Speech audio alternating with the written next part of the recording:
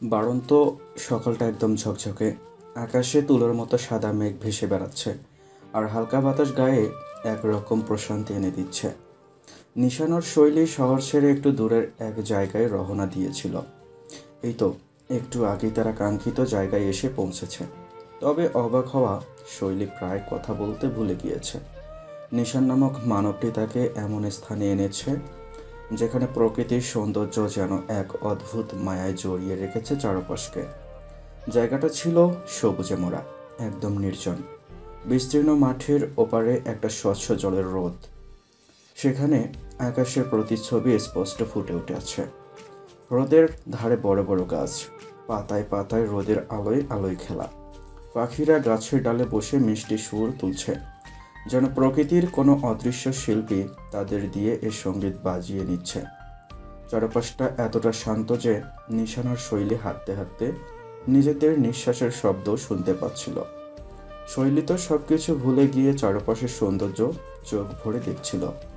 বাতাসের তাজা গন্ধ, মাটির কোমল অনুভূতি, সবকিছু যেন এক অন্যরকম প্রশান্তি এনে দিয়েছে। কিছু দূরে একটা ছোট কাঠের পুল দেখা গেল, যার ওপারে নরম ঘাসে ছাওয়া পথ বয়ে গেছে গভীর সবুজের দিকে। পুলের নিচ দিয়ে পানির ধারা বয়ে চলছে কলকল শব্দে। সূর্যের আলো যখন পানির ওপর পড়ছে, তখন তার ছোট্ট ছোট্ট কণাগুলো হীরার মতো ঝলমল করছে। পুলের কাছে আসতেই নিশান পা চালানো থামিয়ে দিল। তার দেখা দেখি শৈলীও স্বাভাবিকভাবে থেমে যায়, মাথা নামিয়ে রাখল, চোখ রাখল পুলের নিচে বয়ে চলা কলকল শব্দে উচ্ছ্বাসিত পানির দিকে। নিশান শৈলীর পাশে দাঁড়িয়ে রেলিংয়ে হাত রাখল, তার চোখে যেন একটা গভীর প্রশান্তি। শৈলীও চুপচাপ দাঁড়িয়ে আছে। এমন জায়গায় আসার অভিজ্ঞতা তার খুব বেশি নেই। বাতাসে ভাসা গাছের গন্ধ, হ্রদের জলের শব্দ, দূরের টিলা থেকে আসা শীতল হাওয়া, সবকিছু যেন তাকে অন্য এক জগতে নিয়ে যাচ্ছে। নিশান ভাই যে তাকে এত সুন্দর একটা জায়গায় আনবে, সে কখনো কল্পনাও করেনি। শৈলী ধীরে ধীরে ফিসফিস করে বলল, এত সুন্দর জায়গা, এই জায়গার খোঁজ কেমন করে জানলেন নিশান ভাই? নিশান হালকা হেসে নিঃসংকোচ অভিব্যক্তিতে বলল, তোর জন্যই খুঁজেছি। অবাক হলো শৈলী। হাওয়ায় মিশে থাকা অদ্ভুত এক মিষ্টি গন্ধ শৈলীর মন ছুঁয়ে গেল। ঝিলিক স্পষ্ট চোখ চিকচিক করে উঠল। যে মেয়েকে নিয়ে কখনো কেউ ভাবে না, সেই মেয়েকে নিয়ে নিশান ভেবেছে। স্তব্ধ হয়ে যাওয়া শৈলীর ঠোঁটের কোণায় অজান্তে হাসির রেখা ফুটে উঠল। মন ভরে উঠল প্রশান্তিতে। আবারও চোখ মেলে আশেপাশে তাকালো সে। চারদিকে ছড়িয়ে আছে সৃষ্টিকর্তার অপার সৌন্দর্যের নমুনা। এসব দেখে যে কারো মন ভালো হতে বাধ্য, মুখে হাসি ফোটাতেও বাধ্য। পাখির কলকাকলি, হ্রদের জলে পড়া রোদের চিকচিক করা আভা, গাছের পাতায় খেলা করা বাতাসের দোল, সবকিছু যেন প্রকৃতির এক অনবদ্য আয়োজন। কিন্তু প্রকৃতির সৌন্দর্যকে ছাপিয়ে এখন তার মন জুড়ে শুধুই নিশানের বলা কথাটা প্রতিধ্বনিত হচ্ছে। তোর জন্যই খুঁজেছি। অবিশ্বাস্য লাগছে শৈলীর। কেউ কখনো তার জন্য কিচ্ছু করেছে কি? এমন করে ভেবেছে কি? সে তো বরাবরই একটু চাপা স্বভাবের, নিজের মতো থাকা মেয়ে। ছোটবেলা থেকে সে শিখে এসেছে কেউ তার জন্য ভাববে না, নিজেকেই নিজের মতো গুছিয়ে নিতে হবে। কিন্তু আজ নিশান, শৈলী আবারও চোখের তারায় বিস্ময় আর প্রশংসা একসঙ্গে মেখে নিশানের দিকে তাকালো। এই মানুষটা এত গভীর, কথা কম বলে, অথচ তার মনের গভীরে কত কিছু লুকিয়ে থাকে। এমনকি নিজের অজান্তেই কি সে শৈলীর জন্য এতটা ভাবতে শুরু করেছে? শৈলী একটু ধীরে নিঃশ্বাস নিল, চোখ মেলে আবারও প্রকৃতির দিকে তাকালো। আজ এই জায়গায় সৌন্দর্য কেবল প্রকৃতির জন্য নয়, বরং কারো বিশেষ মনোযোগের জন্য তার কাছে আরও সুন্দর লাগছে। নিশান পাশে থাকতেই যেন পরিবেশ আরও মায়াবী হয়ে উঠছে।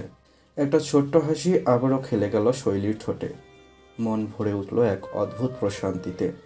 হঠাৎই নিশান বলে উঠল, তুই কথা বলতে শিখবি কবে? হঠাৎ নিশানের প্রশ্নের সম্মুখীন হয়ে অপ্রস্তুত হইল শৈলী। কিছুক্ষণ সময় নিয়ে বোঝার চেষ্টা করল কথাটার মর্ম, কিন্তু সরল মনে নিশানের কথার মানেটা স্পষ্ট হলো না। প্রতিবারের মতো এবার মিনমিন করে জানতে চাইল। মানে? নিশান এবার দীর্ঘশ্বাস ফেলল, আশেপাশে এক নজর ঘুরিয়ে এনে শৈলীর দিকে তাকালো। মুখে গম্ভীর ভাবটা বজায় রেখে স্বাভাবিক গলায় বলল, মানুষের মিনিমাম একটা সহ্য ক্ষমতা থাকে, সেটা যে কোনো ক্ষেত্রে। আমি জানতে চাই তোর সহ্য ক্ষমতা ঠিক কতটা বেশি। শৈলীর ঠোঁট কিছু বলার জন্য মুখ খুলতেই নিশান আবার বলে, জীবনে তো বোকা হলে চলো না হিমরূপা। চমকে স্তব্ধ হয়ে তাকালো শৈলী। তার চোখের এমন দৃষ্টি দেখে নিশানের ঠোঁটের কোণে একটা অস্পষ্ট হাসি ফুটে উঠল। শৈলীর চোখ ফের বিস্ময়ে বড় হয়ে গেল। হিমরূপা, সে কি ভুল শুনেছে? না, নিশান তো একদম পরিষ্কারভাবেই তাকে এই নামে ডাকলো। সে তো ঠিকই শুনেছে। শৈলীর মনে হলো কোনো এক শীতল হিমবিন্দু এসে তাকে তার বুকে ঠেকেছে, অথচ সেই শীতলতার ভেতরেও এক ধরনের অদ্ভুত উষ্ণতা লুকিয়ে আছে। নিশানের চোখে তাকাতেই সে বুঝতে পারল লোকটা মজা করছে না, বরং সে এক ধরনের হতাশা মিশিয়ে কথাটা বলেছে, যেন সত্যিই ভাবছে শৈলী বড্ড বেশি বোকা। শৈলী গলাটাকে স্বাভাবিক করার চেষ্টা করল। আপনি হঠাৎ এমন কেন বলছেন নিশান ভাই? নিশান একটু কাছে এগিয়ে এলো, চোখে সেই একই গম্ভীর দৃষ্টি, যেটা তার স্বাভাবিক অভ্যাসের মতো। তুই আসলে বোকা, অনেক বোকা। তোর মতো গাধা আমি দুটো দেখিনি। আচ্ছা, আমি একটা কথা বল, তুই কেন মায়ের উপর যুক্তিযুক্ত কথা বলতে পারিস না? অভদ্রতা দেখাতে চাস না, ইটস ওকে, কিন্তু ভদ্রতার সাথে যুক্তি নিয়ে কথা বলা তো যায়। যেটা সত্য সেটা কেন তুই জোর করে বলতে পারিস না বলতো? মানুষ তখনই দমে যায়, তখনই নীরব থাকে যখন সে অপরাধ করে। কিন্তু তুই তো কোনো অপরাধ করিস নে। যখন তোর উপর অন্যায়গুলো হয় তখন তুই কেন চুপ থাকিস? কেন অপেক্ষা করিস যে কেউ এসে তোকে বাঁচাবে? নাকি অন্যায় সহ্য করতে, অত্যাচারিত হতে ভাল লাগে তোর? নিশান একটানা বলেই যাচ্ছে, আর শৈলী তার দিকে স্থির দৃষ্টিতে তাকিয়ে আছে, যেন তার মস্তিষ্ক এখনও ঠিকমতো প্রতিক্রিয়া করতে পারছে না নিশানের কথাগুলো। নিশান বিরক্ত হয়ে বাজখাই গলায় আবার বলল, বল, চুপ করে থাকিস না। শৈলী এবার একটু গুছিয়ে নিশানকে সামলানোর চেষ্টা করলো। আপনি এইভাবে কেন বলছেন? আমি তো নিশান তার কথা শেষ করতে দিল না। তুই তো কি, তুই কি জানিস চুপ থাকা এক ধরনের অন্যায়? তুই কি জানিস অন্যায় সহ্য করতে করতে একসময় মানুষ নিজে নিজের শত্রু হয়েছে? শৈলী এবার গলা খাকারি দিয়ে বলল। নিশান ভাই, সবকিছু সময় হয়, পরিস্থিতি হয়। নিশান হেসে উঠল, তিক্ত এক হাসি। অসাধারণ, তুই ওই সস্তা বলে আওড়াচ্ছিস। সময়ের অপেক্ষা করতে করতে মানুষ নিজের জীবনটাই শেষ করে ফেলে, বুঝলি? সময় কখনো তোর জন্য বসে থাকবে না, তোকে সময়কে ধরে আনতে হবে। সবকিছু পরিস্থিতির উপর ছেড়ে দিলে একদিন দেখবি তোর জীবনের সিদ্ধান্ত অন্য কেউ নিয়ে যাচ্ছে। তখন কিছু করা থাকবে না, কিছু বলারও না। প্রমাণ তো কম দেখছিস না? শৈলী এবার সত্যি স্তব্ধ হয়ে গেল। নিশানের প্রতিটি শব্দ তার ভেতরে কোথাও গিয়ে আঘাত করছে। কথাগুলো যে মিথ্যা নয়, এক মুহূর্তের জন্য শৈলীর মনে হলো যে নিশান তাকে আজ এত দূরে বাস্তবতা শেখানোর জন্য এনেছে। তোর কি মনে হয় না তোর জীবনটা তৈরি হওয়া উচিত? নিশানের কণ্ঠ এবার একটু নরম হলো। শৈলী দীর্ঘশ্বাস ফেলল। সবাই তো নিজের মতো জীবন কাটাতে পারে না নিশান ভাই। কিছু বাস্তবতা থাকে, কিছু সীমাবদ্ধতা থাকে। নিশান কপালে ভাঁজ ফেলে তাকালো। বাস্তবতা মানে কি অন্যের সঙ্গে আপোষ? জীবন তোকে কতবার কাঁদিয়েছে বল? কতবার চোখের পানি লুকিয়েছিস? কতবার কষ্ট চেপে মুখে হাসির মুখও শিখেছিস? এসব কি তোর জীবন চাওয়ার ফল, নাকি তোর অন্যায়ের বিরুদ্ধে না দাঁড়ানোর ফল? শৈলী এবার চোখ নামিয়ে নিল। নিশান তার দিকে কিছুক্ষণ তাকিয়ে থেকে দীর্ঘশ্বাস ফেলল। তোকে ভাবতে হবে শরীর, না ভাবলে একদিন দেখবি নিজেকে চিনতে পারছিস না। চেষ্টা করেছিস? কিছুক্ষণ নীরবতা, আশেপাশে হালকা বাতাস, গাছের পাতায় মৃদু দোল, সব মিলিয়ে পরিবেশটাও যেন খানিক থমকে গেছে। নিশান নীরবে তার দিকে তাকিয়ে অপেক্ষায় শৈলী এবার কি বলে। কিছুক্ষণ পর শৈলী নিঃশ্বাস নিয়ে নিচু গলায় বলল, আপনি সবকিছু এত সহজে বলেন যেন সবকিছু হাতে ধরে বদলে ফেলা যায়, কিন্তু বাস্তবতা এতটা সহজ নয় নিশান ভাই। নিশান ভ্রু কুঁচকাল, নীরবেই এর মানে জানতে চাইল। শৈলী ঠোঁট কামড়ে কিছুক্ষণ চুপ রইল, তারপর ধীর গলায় বলতে শুরু করলো। জীবনে এমন কিছু সম্পর্ক থাকে যেগুলো ছেড়ে দেওয়া যায় না, কিন্তু বাধ্যবাধকতা থাকে যা না মানলেও চলে, কিন্তু মানতে হয়। আমার জীবনটা কখনোই আমার নিজের ছিল না নিশান ভাই, আপনি তো জানেনই। আমার ছোটবেলা থেকেই শিখতে হয়েছে চুপ থাকা, শিখতে হয়েছে সবার কথা মতো চলা। আমি কখনো চাইলে কি পারতাম সবটা বদলে দিতে? পারতাম নিজের মতো করে কিছু গড়ে তুলতে? যদি পারতাম তাহলে কি আজ আমি এইভাবে থাকতাম? তার কণ্ঠস্বরে ক্ষীণ হতাশার ছাপ স্পষ্ট হয়ে উঠল। নিশান এবার একদম স্থির গলায় বলল। শৈলী এক মুহূর্ত তার দিকে তাকিয়ে থাকলো, তারপর ফিসফিস করে বলল, চেষ্টার আগেই হেরে গেছি নিশান ভাই, কারণ আমি জানতাম শেষটা বদলাবে না। নিশান চোখ সরিয়ে নিল, কিছুক্ষণ চুপ করে থেকে বলল, শেষটা তোর হাতে না থাকলেও পথটা তো তোর হাতে ছিল শৈলে। তুই কখনো লড়াই করার চেষ্টা করিস না, কারণ তুই ভয় পেয়েছিস। শৈলী মুখ শক্ত করে বলল, ভয়? ভয় না থাকলে কি মানুষ অপ্রয়োজনীয় যুদ্ধে নামে না? আমি জানি আমার কথা শোনার কেউ নেই। এই যে আপনি এখানে দাঁড়িয়ে দাঁড়িয়ে আমার কথাগুলো শুনছেন, একটু হলেও তো আপনি আমাকে গুরুত্ব দিচ্ছেন।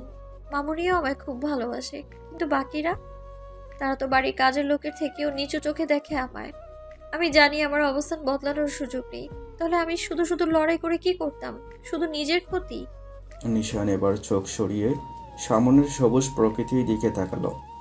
গাছের পাতার ফাঁক দিয়ে মিষ্টি রোদ মাটিতে পড়ছে, নরম বাতাস বইছে ধীর সন্ধে। কিছু দূরে পাহাড়ের গায়ে ছোট ঝর্ণার স্রোত দেখা যাচ্ছে। প্রকৃতি এতটা সুন্দর, অথচ তার সামনে দাঁড়িয়ে থাকা মেয়ে এতটা দ্বিধাগ্রস্ত, এতটা শৃঙ্খলাবদ্ধ। দীর্ঘশ্বাস ফেলে নিশান বলল, তোর আসল সমস্যা কি জানিস? তুই নিজের দুর্বলতা গলুয়ে নিজের পরাধীনতা বানিয়ে নিয়েছিস। অথচ দুর্বলতা সবারই থাকে, কিন্তু সেটা কাটিয়ে ওঠার জন্য তো মানুষ লড়াই করে। শৈলী এবার একদম নিশ্চুপ হয়ে গেল, তার গলা শুকিয়ে আসছিল। আজ এতদিন পর কেউ তাকে সত্যিটা শোনাচ্ছে, একদম নির্ভেজাল সত্য। নিশান কিছুক্ষণ নীরবে রইল, চোখের দৃষ্টিতে একরকম তীক্ষ্ণতা, অথচ কোথাও যেন একটা গভীর প্রশ্রয় লুকিয়ে আছে, যেন কিছু বলার জন্য কথা সাজিয়ে নিচ্ছে। শৈলী কিছু বলবে কি বলবে না সেটা বুঝে ওঠার আগেই নিশান হঠাৎই বলে ওঠে, তুই জানিস তোর জন্য কেন আমি এত কথা বলি? শৈলী কপাল কুঁচকাল, সেও তো জানতে চায়। কেন? নিশান একদম স্থির হয়ে বলল, কারণ তোকে দেখলে আমার রাগ হয়। শৈলী অবাক হয়ে তাকালো। নিশানের গম্ভীর মুখ দেখে মনে হলো না সে হালকা কিছু বলেছে। রাগ হয় আমার উপর? নিশানের কণ্ঠ আরও দৃঢ় হলো। হ্যাঁ, রাগ হয়, ভীষণ রাগ হয়। মাঝে মাঝে তোকে থাপ্পড় মারতেও মন চায়। শৈলী চোখ পিটপিট করে তাকালো, সরল মনে জানতে চাইল, কেন নিশান ভাই? কারণ তুই কিছু বুঝিস না, আর বুঝলেও সেটা মানতে চাস না। শৈলী ভ্রু কুঁচকালো। আমি কিছু বুঝতে চাইছি না বলে কি আপনি এমনভাবে কথা বলছেন? নিশান একটু হেসে মাথা ঝাঁকালো। আসলে তুই বুঝিস, কিন্তু স্বীকার করিস না। শৈলী কিছুক্ষণ চুপ করে থাকলো। নিশানের কথা কেবল কথার কথা নয়, এর পেছনে অন্য কিছু লুকিয়ে আছে। কিন্তু সেটা কি? সে কি কিছু আন্দাজ করতে পারছে, নাকি সে নিজেই ভয় পাচ্ছে কিছু একটা বুঝতে? নিশান আবারও বলে, তুই নিজেকে বুঝতে চাস না, তুই নিজের কদর করতে চাস না। তুই এমন একটা মেয়ে যাকে দেখলে মনে হয় তুই হয়তো আকাশ ছুঁতে পারবি, অথচ তুই নিজেই নিজের ডানা ভেঙে বসে থাকিস। এটা কি সহ্য হয়? শৈলী নড়ে চড়ে দাঁড়ালো। নিশানের চোখের দৃষ্টি এতটাই গভীর যে তার ভেতরের গুছিয়ে রাখা অনুভূতিগুলো এক মুহূর্তে টলমল করে উঠল। নিশান এবার এক ধাপ এগিয়ে এলো। আমাকে একটা প্রশ্ন উত্তর দিতে পারবে? শৈলী মাথা তুলে ডানে ঘাড় এলিয়ে দিল। বলুন, পারলে উত্তর দেব। নিশান জিভ দিয়ে ঠোঁট ভিজিয়ে নিচের ঠোঁট কামড়ে কিছুক্ষণ ভাবল, চোখ বন্ধ করে যেন ভেবে নিল আসলে কথাটা বলার সঠিক সময় এটা কিনা। শেষে মনের কাছে হেরে গিয়ে শৈলীর দিকে স্থির চোখে তাকিয়ে তৎক্ষণাৎ বলতে থাকলো, তুই নিজেও জানিস আমি কখনো কারো বিষয়ে নাক গলাই না। কথা বলতে ইচ্ছে করে না আমার। পেটের মধ্যে মোমো ফাটালেও আমি 1 মিনিটে বেশি কথা বলতে পারি না। হয়তো তুই নিজেও মনে মনে আমাকে কঠিন হৃদয়ের মানুষ বলে দাবি করিস, আমিও তাই মানি এবং তাই জানি। আমি খুব ভালো করে জানি যে আমি কখনো অনুভূতি বুঝি না। অন্য কারো অনুভূতিতে দূরে থাক, আমি নিজের অনুভূতিটাই ভালো করে বুঝতে পারি না। আসলে খুব শক্ত মনের আমি। কিন্তু কিছুক্ষণ থামলো নিশান, উদ্গ্রীব হয়ে চেয়ে থাকা শৈলীর ডগরাক্ষী জোড়ার দিকে তির্যক দৃষ্টি ফেলে চোর কুঁচকে বলল, তাহলে তোর অনুভূতি আমি কিভাবে বুঝতে পারি? চোখের বিস্তৃতি বাড়ল শৈলীর, নিশান এখনও স্বাভাবিক, যেন সে একদম নিত্যদিনের কোনো সমস্যার কথা বলেছে।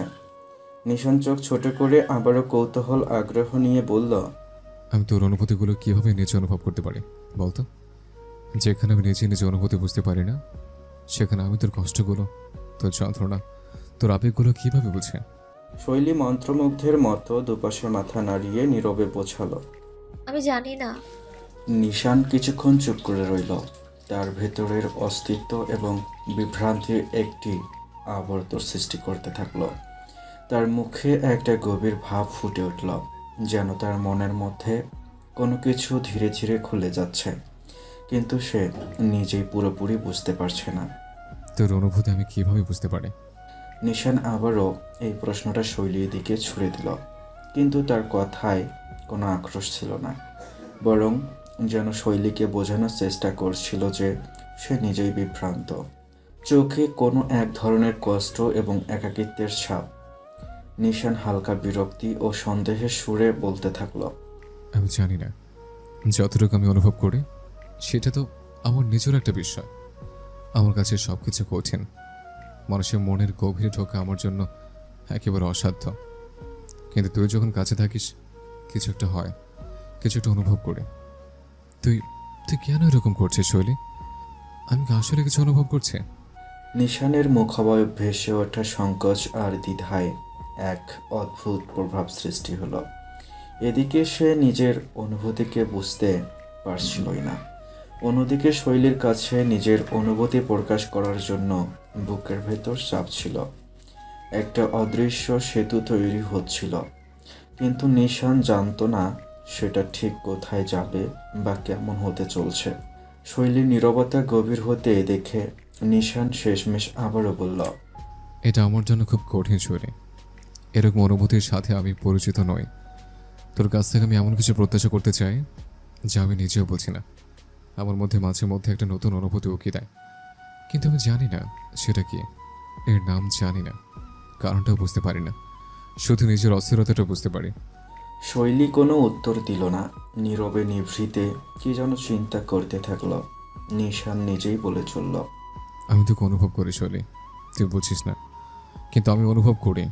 তোর নির্বাক দৃষ্টি, তোর চুপচাপ শ্বাস ফেলা, সব বুঝে। তোর কষ্টগুলো, তোর ভয়গুলো, তোর নিজের সঙ্গে নিজের যুদ্ধগুলো সবসময় অনুভব করি। কিন্তু কেন করতে তো চেষ্টা করিনি, চাইও নি। শৈলী থমকে রইল। তার চোখের সামনে যেন সব কিছু ধোঁয়াশার মতো হয়ে যাচ্ছে। নিশানের গভীর কণ্ঠস্বর তার কানে ধাক্কা দিচ্ছে।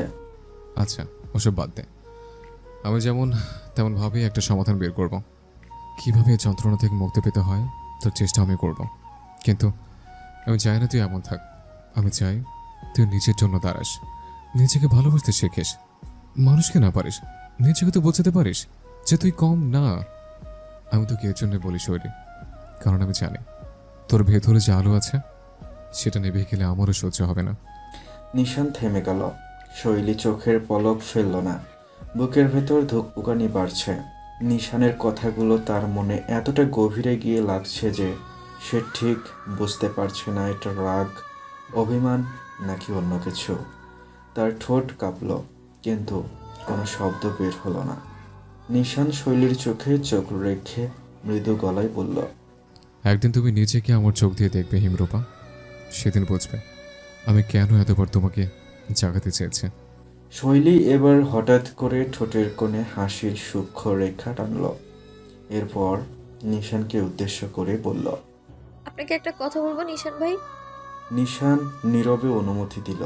শৈলী নির্বাক প্রকৃতির দিকে চোখ রেখে প্রশান্তির শ্বাস ফেলে বলে, আমি আপনাকে খুব মিস করি। এতটাই বিশ্বাস করি যে আপনি যদি কখনো আমায় একটা ভয়ানক মহাসমুদ্রে ঝাঁপ দিতে বলেন, আমি নির্দ্বিধায় সেখানে ঝাঁপ দেব। একটা কারণও জিজ্ঞেস করবো না ওখানে পড়ে গেলে আমি বাঁচবো কিনা। কারণ আমি জানি যা হবে আমার ভালোর জন্যই হবে। আমি আপনাকে খুব বিশ্বাস করি নিশান ভাই, নিজের থেকেও বেশি। নিশান অনুভূতি শূন্য অভিব্যক্তি নিয়ে দাঁড়িয়ে নিষ্ঠুর দানবের মতো প্রশ্ন করে বসল। এত বিশ্বাস করিস কেন আমায়? হাসল শৈলী। অমায়িক সেই হাসি, বিষাদ যেথায় স্পষ্ট। চোখে হালকা আর্দ্রতা ঝিলিমিলি করতে লাগলো, যেন কোনো গভীর অনুভূতি নীরবে কাঁপছে।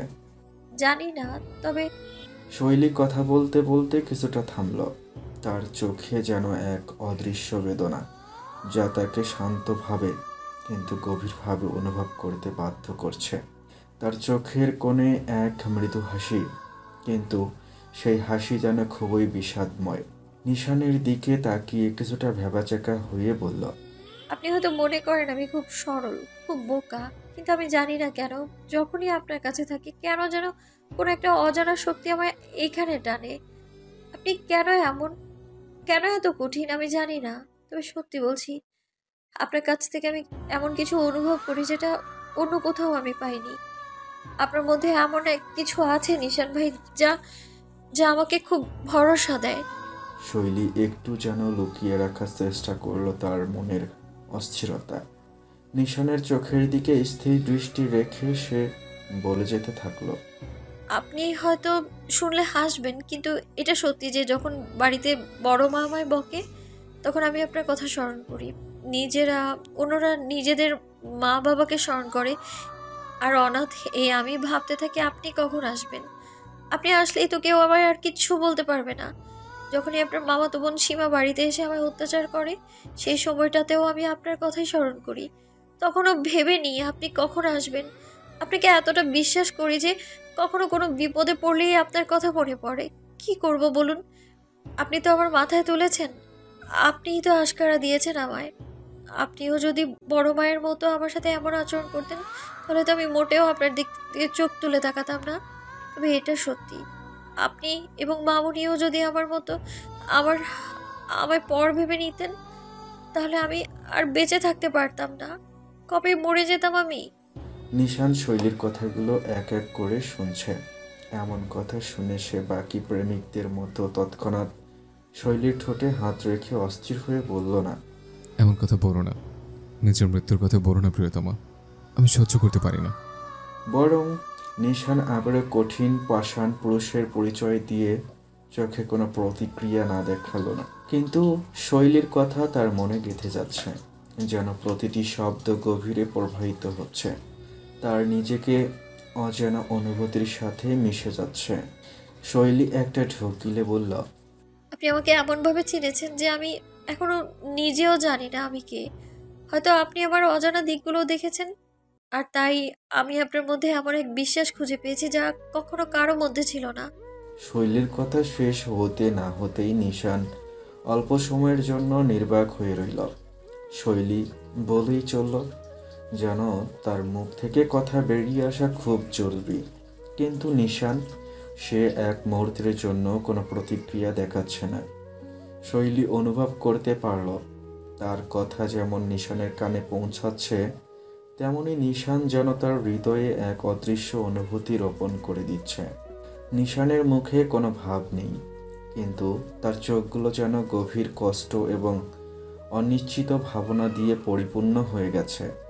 নিশান কিছুক্ষণ নীরব থাকে, তার চোখে কিছুটা অভ্যস্ত দৃষ্টি এনে ঠোঁটের কোণে তিক্ত হাসি ফুটিয়ে বলল, তোর এই বিশ্বাস, তুই জানিস না তোর বিশ্বাস কতটা ভয়ঙ্কর হতে পারে? তুই বিশ্বাস করিস, কিন্তু আমি কি কখনো জানবো তোর সে গভীর অনুভূতি যদি কখনো ভুল প্রমাণিত হয়? শৈলী অস্থির হয়ে নিশানের দিকে তাকালো। তার কষ্ট, তার হতাশা সব কিছু যেন মুখ দিয়ে বেরিয়ে আসছিল, কিন্তু নিশান তার কোনো কথা মনে রাখছিল না। তার কঠিন বাহুতে কষ্টের গুঞ্জন আছেই, তবে সেই কষ্ট কিভাবে সহ্য করতে হবে সেটা বুঝতে পারছিল না। নিশান আবারও তিক্ততার সাথে বলল, মানুষের প্রতি এত বিশ্বাস ভালো নয় হিমরূপা। শৈলী মাথা নামিয়ে খানিক মলিন হেসে বলে, অনুমানুসার আপনি এক নন নিশান ভাই। নিশান কিছুক্ষণ চুপ করে শৈলীর দিকে তাকিয়ে থাকল, তারপর হঠাৎ করে একপাশে এগিয়ে গেল। শৈলী অবাক হয়ে দেখল সে কাছের একটা ছোট পাহাড়ি ঢালের দিকে হাঁটছে। সেখানে নরম সবুজ ঘাসের মাঝে ফুটে আছে অপূর্ব কিছু নীলচে বেগুনি ফুল। শৈলী তাকিয়ে দেখল নিশান একটা নীল কণিকা ফুল তুলছে, চমৎকার গভীর নীল রঙের ছোট্ট ফুল। যেন আকাশের কোনো এক অংশ ছিঁড়ে এনে মাটিতে বসিয়ে দেয়া হয়েছে। নিশান খুব যত্ন করে ফুলটা হাতে নিল, তারপর ধীর পায়ে ফিরে এসে শৈলীর সামনে দাঁড়ালো। শৈলী অবাক হয়ে বলল, ফুলটা কেন ছিলেন নিশান ভাই? নিশান এক পলক তার দিকে তাকালো, তারপর শান্ত গলায় দুষ্টমি করে বলল, হিমের উপর চুলে গুজে দেওয়ার জন্য। শৈলী অবাক হয়ে রইল। নিশান তার হাতের দিকে হাত বাড়িয়ে দিল, যেন নীরবেই বলছে, ফুলটা নাও। কিছুক্ষণ দ্বিধা করার পর শৈলী হাত বাড়িয়ে নিল। নরম পাপড়িগুলোর স্পর্শে সে একটু চমকে গেল, যেন এতদিন পর প্রথমবার কোনো ভালোবাসা মাখা কিছু পেয়েছে। নিশান তাকিয়ে বলল, এই নীলকণিকা ফুল, এই নীলকণিকা ফুল জানিস কেমন দেখতে? কোমল, কিন্তু শিকড় মাটির গভীরে থাকে। ঝড় এলেও সহজে উপরে যায় না। তোর এমন হওয়া উচিত। নরম হতে পারিস, কিন্তু ভেতর থেকে শক্ত থাকতে শিখতে হবে। শৈলী কিছু বলল না, শুধু নীল ফুলের দিকে তাকিয়ে রইল। চোখের কোণে এক ফোঁটা পানি চিকচিক করে উঠল, কিন্তু সেটা মুছল না, কারণ আজ সে প্রথমবার অনুভব করল কেউ তার দুর্বলতাকে স্বীকার করেও তাকে অস্বীকার করেনি, বরং তাকে আরও শক্ত হতে শিখতে বলেছে। বেলা গড়িয়েছে বেশ। নাসরুল তালুকদার নিজের ঘরে বসে পেপার পড়ছেন। আলো আঁধারি ঘটাতে তার মুখাবয়বটা একেবারে শান্ত। তিনি একটু আগেই তার ছোট ভাই শরীফুল তালুকদারকে দেখে এলেন। প্যারালাইজড ভাইকে দেখে তিনি প্রথমবার ওই অশ্রুসিক্ত হয়েছেন। তৎক্ষণাৎ মনে পড়ে গিয়েছে শৈলীর হাসি মাখা মুখটা। সে কি আদৌ নিজের দায়িত্বগুলো পালন করতে পারছে? ছোট ভাইকে দেওয়া দায়িত্ব হিসেবে কি শৈলীকে ঠিকঠাক দেখভাল করতে পারছে না। সে মোটেও পারছে না, এটা তার জানা, কিন্তু সে যে নিরুপায়। নাসরুল তালুকদারের এখনো মনে পড়ে সে তার প্যারালাইজ ছোট ভাইয়ের মেয়েকে নিজের মেয়ের মতো করে লালন পালন করার কথা দিয়েছিল। সে এই কথা রাখতে পারেনি। যতবারই তিনি শরীফুল তালুকদারের কাছে গিয়েছেন, ততবারই এই প্রতিশ্রুতি তার মস্তিষ্কে জ্বলন্ত হয়ে উঠেছে। অতীত নিয়ে নাড়াচাড়া করা নাসরুল তালুকদার হঠাৎ করে দরজায় কড়া নাড়ার শব্দে কেঁপে উঠলেন, চমকে গেলেন। নিজেকে স্বাভাবিক করে চোখে চশমা লাগিয়ে স্বভাবসুলভ গভীর কণ্ঠে বললেন, এসো। লাল পাড়ের সাদা শাড়ি পরা খাদিজা মুখ গম্ভীর রেখে হাতে চায়ের কাপ নিয়ে ভেতরে প্রবেশ করলেন। মুখে তার বেজায় বিষাদের ছায়া। কোনো রকম কথাবার্তা ছাড়াই তিনি ধপ করে চায়ের কাপটা শব্দ করে রাখলেন নাসরুলের পাশে থাকা টেবিলের ওপর। নাসরুল সাথে সাথে ভ্রু কুঁচকে তাকালেন নিজের স্ত্রীর দিকে। খানিক তীক্ষ্ণ কণ্ঠে বললেন, সমস্যা কি তোমার? বাসখাই গলায় খেপে উঠলেন খাদিজা। চোখ গরম করে দাঁত খিচিয়ে দ্রুত বলতে থাকলেন, সমস্যা আমার নয়, সমস্যা হলো আমাদের। তুমি কি শুরু করেছো? হ্যাঁ, কতবার করে বললাম তোমার ওই ছোট ভাইয়ের অপয়া মেয়েটাকে এখান থেকে বের করো। যত দ্রুত সম্ভব এই বাড়ি থেকে তাকে তাড়িয়ে দিতে বললাম আমি তোমায়। তুমি আমার কথা শুনলে? কত কষ্ট করে একটা পাত্রপক্ষ জোগাড় করলাম, শেষমেশ তোমার ওই ভাইয়ের মেয়ে আমার ছেলেটাকে দিয়ে পাত্রপক্ষ তাড়িয়ে দিল। কত বড় কলিজা ওই মেয়ের! এগুলো কি হচ্ছে? আমি এগুলো কেন সহ্য করব? ওই মেয়েকে আমি আর খাওয়াতে পারবো না, আমি আর পড়াতে পারবো না। নাসরুল তালুকদার নিজের স্ত্রীর মুখে আবারও সেই কথাগুলো শুনে এবার পেপার ভাঁজ করে টেবিলে রাখলেন। এরপরে দুই হাত মুঠ করে শান্ত গলায় বললেন, পড়াশোনাটা শেষ হতে দাও ওর, আর কিছুদিনের ব্যাপার তো। ও একটা মেয়ে, শৈলী ছেলে নয় যে সারা জীবন এই বাড়িতে পড়ে থাকবে। অবশ্যই বিয়ে করবে। বিয়ে করলে মোটেই তোমার এই বাড়িতে আসবে না, আর চাইলেও আসতে পারে। এটা ওর বাপের বাড়ি। তুমি আবারও ভুলে যাচ্ছ যে এই বাড়িটা আমার নামে লেখা নয়। এই বাড়ির মাত্র 1/3 আমার নামে লেখা। আর তুমি যে বারবার শৈলীকে নিয়ে এসব কথা বলছো, এটা কি ঠিক?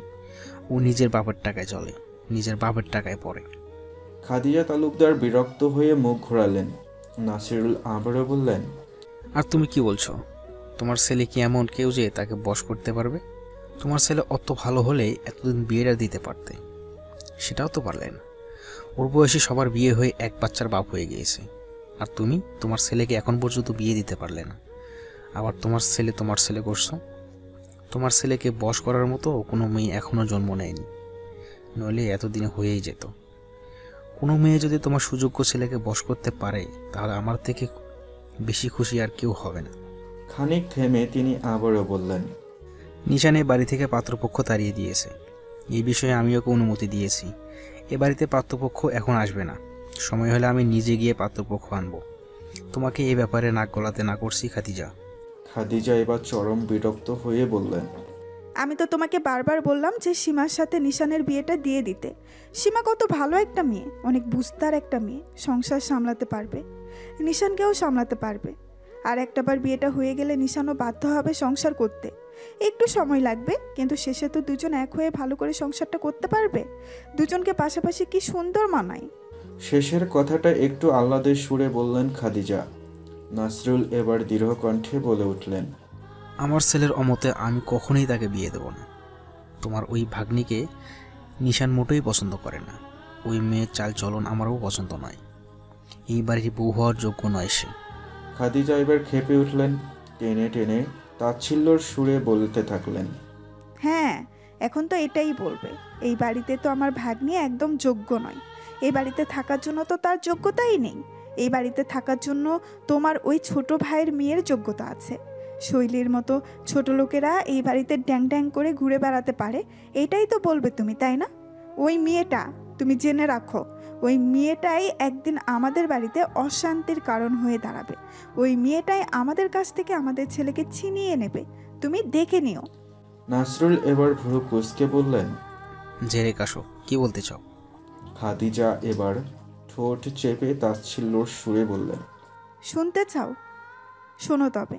গত রাতে আমি নিশান আর তোমার আদরের ভাতিজিকে একসাথে ছাদে দেখেছি। গত রাতে কী করছিল ওরা? নিশান নিশ্চয়ই বিনা কারণে ছাদে যায়নি, ওই ছোট লোকটাই ডেকেছিল। ও এখন নিশানকে পটিয়ে এ বাড়িতে স্থায়ীভাবে ঘাঁটি গাড়ার চেষ্টায় আছে। ছি, মেয়েটার কি নিচু চিন্তা ভাবনা! আর আমরা গাধার মতো কিছু না বুঝেই চুপচাপ আছি। একলা ঘরে মনে পড়ে পথে প্রথম দেখার ছবি যে, ভয় ছড়ানো শিহরণে লেখে প্রেমে চিঠি যে। একলা ঘরে মনে পড়ে পথে প্রথম দেখার ছবি যে, ভয় জড়ানো শিহরণে লেখে প্রেমে চিঠি যে। হাত বাড়ানো এই সময় পাকনা মেলে না জানি যাব কোথায়। তেরে রে রা রা রুরু মনুরু উরু প্রেম হলো শুরু মনে হয়। তেরে রে রা রা রুরু মন উরু উরু প্রেম হলো শুরু মনে হয়। ছিঁড়ি ছিঁড়ি স্বপ্ন ঝরে দুটি চোখের সীমানায়।